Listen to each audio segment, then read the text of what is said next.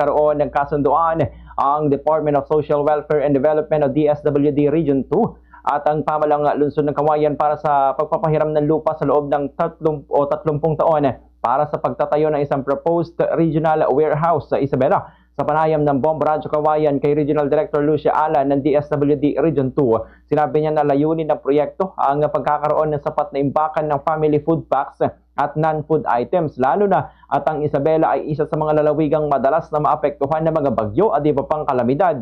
Ayon pa kay Regional Director Alan, isasagawa ang groundbreaking ceremony sa March 30. Anya, ang lupang pagtatayuan ng warehouse ay may lawak na 1,170 square meters at matatagpuan malapit sa city terminal ng Barangay Kabaruan, Kawayan City.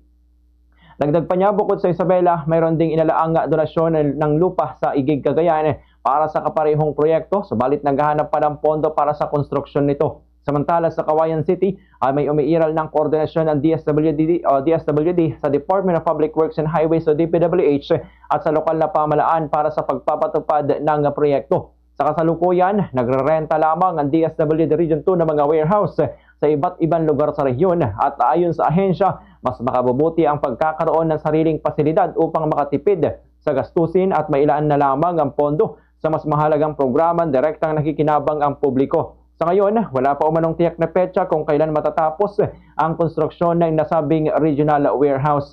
Ganito ang bahagi ng pahayag ni Regional Director Lucia Alan. Nagkaroon po tayo ng use of agreement with the City of Kawayan, headed by Mayor Cesar D. Jr., na kung saan po ay nakapagbigay sila ng lote through use of agreement. Ito po ay for the period of 30 years na pwede po namin na magamit para doon sa proposed na regional warehouse po na ilalagay natin for Isabela.